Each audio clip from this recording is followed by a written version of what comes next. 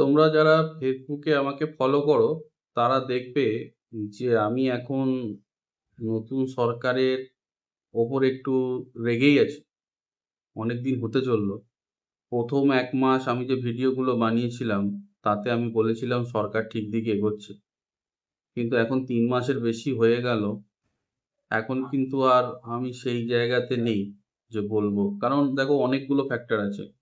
3 মাসের মধ্যে অনেকগুলো কাজ করার ছিল, কিন্তু এখনো অনেক কাজই হয়নি। কিছু কাজ হয়েছে, হয়তো ভেতরে ভেতরে হচ্ছে, আমরা দেখতে পাচ্ছি না, জানতে পারছি না। সরকার বলছে হচ্ছে। তার মধ্যে একটা ওবিসি জট কিন্তু কাটছে, যেটা ভালো একটা দিক। ওবিসি জট কাটছে। ওবিসি সংক্রান্ত মামলা আমাদের সুপ্রিম কোর্ট থেকে পুরোপুরি উঠে গেছে, এবং 7% ওবিসি নেওয়া হবে, সেটাও ফাইনাল হয়ে গেছে। কিন্তু প্রবলেম অনেক জায়গাতে আছে, এবং এই প্রবলেম ছোটখাটো প্রবলেম না। যেমন হচ্ছে তোমার clerkship 2024, motor vehicle inspector 2024, industrial development officer 2024, এগুলো সব সেই 2024-এর ডিসেম্বরে ইন্ডিকেটিভ অ্যাডভার্টাইজমেন্ট বেরিয়েছিল। তারপরে আর কোনো খবর নেই। এগুলো নিয়ে সরকার কিছুই বলছে না। ডব্লিউবিসিএস 2025-এর অ্যাডভার্টাইজমেন্ট বেরিয়েছিল, সব টেন্টেড ইন্ডিকেটিভ অথবা টেন্টেটিভ যাই বলো, বেরিয়েছিল। এবার আমাদের যেটা সব থেকে বড় দাবি, সরকার হয়তো এই এত বড় বড় পরীক্ষাগুলো নিয়ে ভাবছে না। তা অ্যাসিস্ট্যান্ট ইঞ্জিনিয়ার 2024-25 যেটা বেরিয়েছিল, তার কোনো খবর নেই। হুম।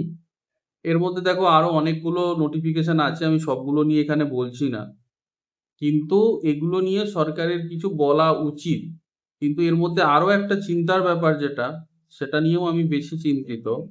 যে রিসেন্ট আমরা একটা কথা শুনছি যে 2025-এ যে ডব্লিউ এসএসসি গ্রুপ সিটির পরীক্ষাটা হয়েছিল, সেটার রেজাল্টটা আসতে পারে, মানে রেডি হয়ে গেছে। মন্ত্রী বলছেন যে রেডি হয়ে গেছে।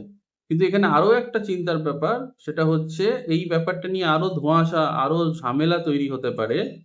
শোনা যাচ্ছে, এবং আমি এটা খবরের কাগজ এবং সোশ্যাল মিডিয়ায় শুনতে পাচ্ছি, যে এটাতে নাকি 17% ধরে চলা হবে। এবার এই যে পুরো ব্যাপারটা, এটাতে মিসলেনিয়াসও আটকে আছে। এই কারণে মিসলেনিয়াসের রেজাল্টও আটকে আছে, ক্লার্কশিপের রেজাল্ট আটকে আছে। তাই যে হচপচ ব্যাপারটা হচ্ছে, তার মধ্যে আবার শোনা যাচ্ছে ওয়েস্ট বেঙ্গল কনস্টেবলে অনেকজনকে নেওয়া হবে। মানে কোনো ক্লিয়ার কিছু বোঝা যাচ্ছে না।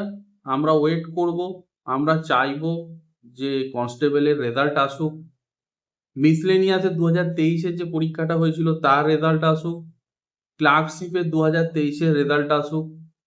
আর ডব্লিউবিসিএস এর 2023-এর গ্রুপ ডির অপেক্ষা, মানে এখনো রেজাল্ট অনেক বাকি আছে।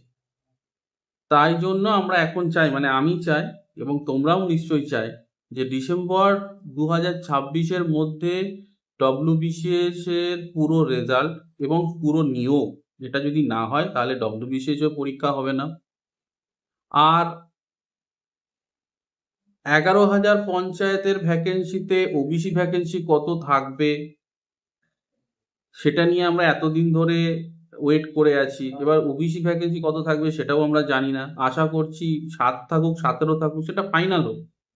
এইভাবে আটকে গেলে কিন্তু কোনো কিছুই হবার না, এবং অবস্থাটা সেই আগের সরকারের মতোই হতে চলেছে। আমরা যদিও এটা আশাবাদী থাকবো, যেহেতু নতুন সরকার, তাদেরও এটা প্রথম কাজ, তারাও হয়তো এগুলো সামলে উঠতে পারছেন না, অথবা ধীরে সুস্থে পা ফেলছেন, তারা এটাও হতে পারে। আবার এটাও হতে পারে ভিতরে ভিতরে সব জোট পেকিয়ে আছে, তারাও আগের সরকারের মতো হাত তাদের কেউ বেঁধে দিয়েছে, এবং আইনত দিকেও তারা বাধা দেখতে পাচ্ছেন, হয়তো এগোতে পারছেন না। কারণ এর মধ্যে যদি কোনো একটা নিয়োগ নিয়ে পুরনো সরকারের মতো যদি সরকার কোর্টে, সুপ্রিম কোর্ট অথবা হাইকোর্টে যদি ধাক্কা খায়, তাহলে কিন্তু সেই পুরনো লুপ আবার চালু হয়ে যাবে। সেই দিনের পর দিন, সেই আমাদের তো এখন 2-3 বছর সবারই বয়স নষ্ট হয়েছে, তো সেই নষ্টটা আবার হয়তো হতে পারে। আমি জানি না কি হবে। আশা রাখছি পুজোর আগে কোনো ভালো খবর শুনবো। তোমরাও আশা রাখো, তোমরাও তোমাদের মতামত আমাকে বলতে পারো।